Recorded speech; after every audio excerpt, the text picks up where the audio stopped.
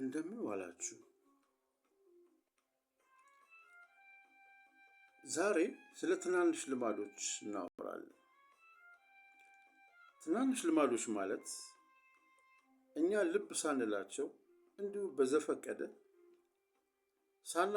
ሳናስተውል የምናደርጋቸው አጥፊም ወይም ጠቃሚም ልማዶቻችን ናቸው።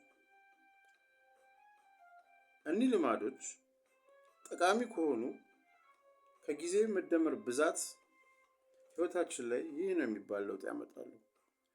በተቃራኒውም እነዚህ ጥቃቅን ልማዶች ለህይወት ምንም አይነት ትርጉም የሌላቸው ከሆኑ ከጊዜ በኋላ ውጤታቸው አሉታዊ ይሆናል ማለት ነው። ዛሬ በጥልቀት ስለዚህ ጉዳይ እናወራለን። አብረን እንሆን። ትናንሽ ልማዶች ትልቅ ልዩነት ይፈጥራሉ። አቶሚክ ሃቢትስ የአንድን ወሳኝ ቅጽበት ሚና ከፍ አድርጎ ማየትና በየቀኑ የሚደረጉ የጥቃቅን ማሻሻሎች ሚና ዝቅ አድርጎ ማየት ቀላል ነው። ብዙውን ጊዜ ትልቅ ስኬት ትልቅ ተግባር እንደሚፈልግ አድርገን ራሳችንን እናሳምነዋለን። ክብደት መቀነስም ይሁን ትልቅ ቢዝነስን መገንባት፣ መጽሐፍም ይሁን የስፖርት ውድድር ማሸነፍ ወይም የትኛውንም ሌላ ግብ ለማሳካት ሁሉም ሰው የሚያወራለት አይነት መሬት የሚያንቀጠቅጥ ትልቅ ነገር መስራት እንዳለብን በማመን ራሳችንን እናጨናንቃለን። ጥቃቅን ነገሮችን በአንድ በመቶ ማሻሻል ግን የምንመኘውና ለእይታም የማይበቃ ነገር ነው። ይህኛው አይነት የመሻሻል መንገድ ግን ከፍተኛ ውጤት የማምጣት አቅም አለው። በተለይ በረዥም ጊዜ ትንሽ ወይም ጥቃቅን ለውጥ በጊዜ ሂደት የምታመጣው ልዩነት አስደናቂ ነው። ሂሳባዊ ስሌቱ ይህንን ይመስላል። ለአንድ ዓመት ሙሉ በቀን 1% እያሻሻልን ብንሄድ በዓመቱ መጨረሻ መጀመሪያ ከነበርንበት በ37% እናሻሽላለን። በተቃራኒው ደግሞ በቀን በ1% ወደ ታች እየሄድን ለአንድ ዓመት ከቆየን ወደ 0 አካባቢ እንደርሳለን። በጥቂት ጅማሮ የተጀመረች ቀጣይነት ያላት ትንሽ መሻሻል ተጠራቅማ ታሪክ ትሰራለች። ልማዶች ራስን የማሻሻል ድርብርብ ወለዶች ናቸው። ልክ ገንዘብ በድርብርብ ወለድ ራሱን በሚያበዛበት መጠን የልማዶች ውጤትም በደጋገምናቸው መጠን ይበዛል። በየቀኑ ተነጥለው ሲታዩ የሚፈጥሩት ለውጥ በጣም ጥቂት መስሎ ቢታይም በወራት ወይም በዓመታት ቆይታ የሚያመጡት ለውጥ ግን እጅግ አስደናቂ ነው። የመልካም ልማዶች ጠቀሜታዎችና የመጥፎ ልማዶች ጉዳቶች ግልጽ ብሎ የሚታዩት ከ5 ወይም ከ10 ዓመታት በኋላ ወደ ኋላ ዞር ብለን ስንመለከታቸው መሆኑን ልብ ይሏል። ይህን ነገር በየቀኑ ህይወታችን አንጥረን ለማየት ከባድ ነገር ሊሆን ይችላል። በዚህም የተነሳ እነዚህን አይነት ለውጦች መተውና መናቅ ይቀናናል። ዛሬ ላይ ጥቂት ገንዘብ መቆጠብ ብትችል አሁኑኑ ወይም በጥቂት ወራት ውስጥ ሚሊዮነር አትሆንም። ለ3 ተከታታይ ቀናት ጂም ብትሰራ በአካል ቅርጽ ላይ ለውጥ አታይም። ዛሬ ምሽት ፈረንሳይኛ ቋንቋን ለ3 ሰዓታት ብታጠና የቋንቋው ተናጋሪ አትሆንም። ጥቃቅን ለውጦችን ለማምጣት እንሞክራለን። የለውጡን ውጤት ግን ቶሎ ማየት ስለማንችል ወደ ቀደመ ነገራችን እንመለሳለን። መጥፎ ነገር ደግሞ ይህ የለውጡ ውጤት የሚታይበት ፍጥነት እጅግ ዘገምተኛ መሆን ለማንፈልጋቸው ልማዶች እንድንመቻች የሚያደርገን መሆኑ ነው። ዛሬ ምሽት ቤተሰቦችን ተወት አድርገህ ስራ ላይ ብታሳልፍ ይረዱሃል። ስራህን የምትጨርስበት ሰዓት ለነገ ብለህ ብታሳድረው ለዚህ የሚሆን ጊዜ ነገ ላይ አይጠፋም። በዚህ መንገድ አንዲትን ውሳኔ መተው ብዙም ከባድ ነገር አይደለም። በየቀኑ ችግሮቻችንን በ1% እያባባስን መጥፎ ሁኔታዎችን እየደጋገምን ትንንሽ ስህተቶችን እየሰራንና ጥቃቅን ምክንያቶችን እያበጀን ከሄድን ግን ድምር ውጤታቸው እጅግ የገዘፈና የከፋ ይሆናል።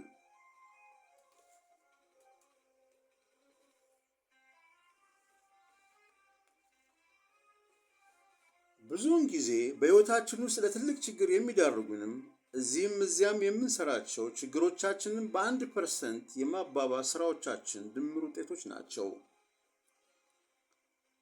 በልማዶቻችን ላይ በምናመጣቸው ጥቃቅን ለውጦች የምናመጣው ጠቅላላ ውጤት የአውሮፕላንን የበረራ መስመር በጣም በትንሽ ዲግሪ በመቀየር እንደሚመጣው ለውጥ ነው። ለምሳሌ ከሎስ አንጀለስ ወደ ኒውዮርክ እየበረርክ ነው እንበል። ከሎስ አንጀለስ አየር ማረፊያ የተነሳውን አውሮፕላን ፓይለቱ በ3.5 ዲግሪ ወደ ደቡብ ቢቀይረው መዳረሻ የሚሆነው ኒውዮርክ ሳይሆን ዋሽንግተን ዲሲ ነው።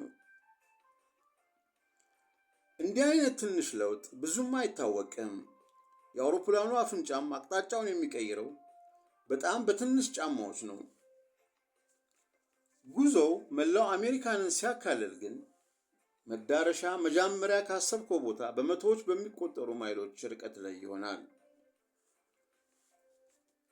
በተመሳሳይ ሁኔታ በየቀኑ በልማዳችን ላይ የምናሳያቸው ጥቃቅን ለውጦች ሕይወታችንን ፍጹም የተለየ መዳረሻ ይሰጡታል።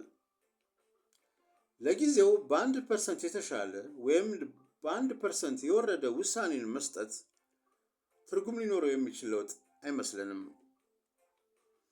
በጊዜ ሂደት ግን አሁን አንተ በሆንከውና አንተ ትሆን በነበረው ማንነት መካከል ያለውን ልዩነት የሚፈጥሩት እነዚህ ጥቃቅን ልዩነቶች ናቸው። ስኬት የየቀኑ ልማዶች ድምር ውጤት ነው። ወሳኙ ነገር ልማዶች ወደ ስኬት የሚወስዱ ናቸው ወይስ አይደሉም የሚለው ነው። ስለሆነም አብዝተህ መጨነቅ ያለብህ ዛሬ ላይ ስላመጣ ውጤት ሳይሆን የዛሬው ጉዞ አቅጣጫ ላይ ነው። የወጪ አወጣጥ ልማድ ካልተቀየረ ጥሩ ነገር አትጠብቅ። በተቃራኒው ዛሬ ላይ ድሃ ብትሆንም ሽርፍራፊ ሳንቲሞችን የምትቀጥል ከሆነ ወደፊት የፋይናንስ ነፃነት የሚወስደው መንገድ ላይ ነህ። ከምታስበው በላይ በዝግታ ብትጓዝም ውጤቶች የልማዶች ቀሪ መለኪያዎች ናቸው። ያለህ ገንዘብ የፋይናንስ አጠቃቀም ውጤት ነው። እውቀትም የመማር ልማድ ቀሪ መለኪያ ነው። በህይወት ውስጥ ያሉት ምስቅልቅሎችም ነገሮችን የማጽዳት ልማዶች ድምር ውጤቶች ናቸው።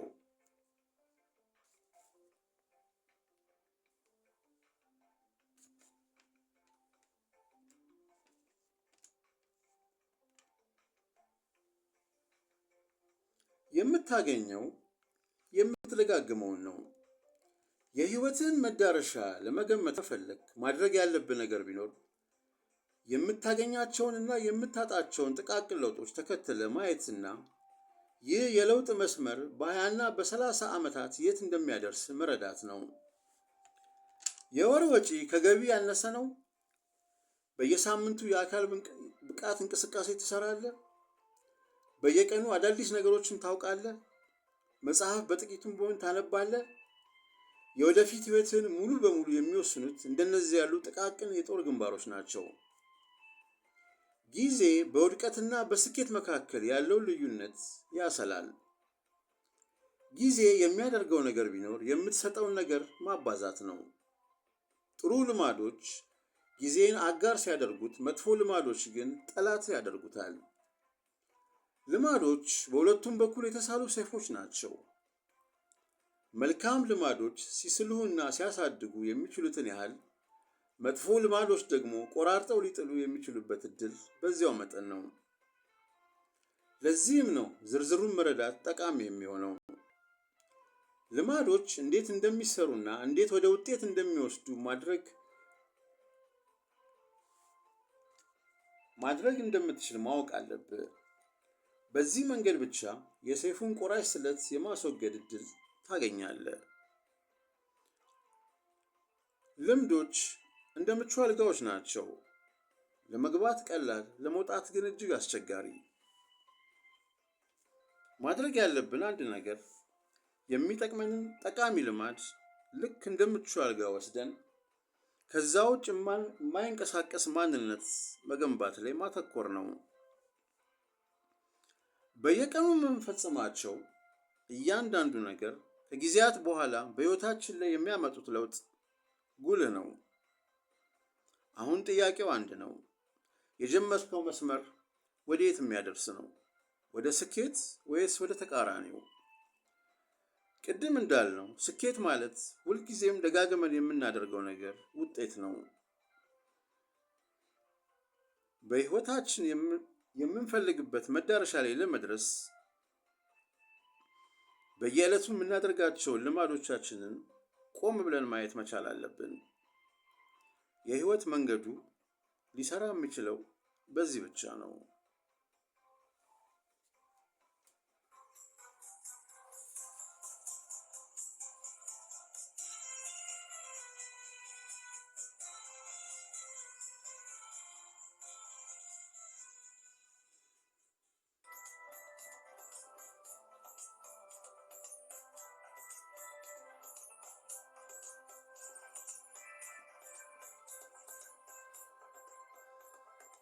የዛሬውን ቪዲዮ በዚህ ላይ ያበቃን።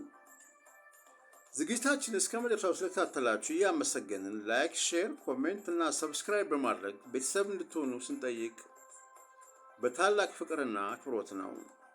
በተጨማሪም የዚህ ቪዲዮ ሀሳብ ለአንድ ለምታውቁ ሰው ሊጠቅም ይችላልና ሼር አድርጉለት። መልካም ጊዜ ይሁንላችሁ። ቻው።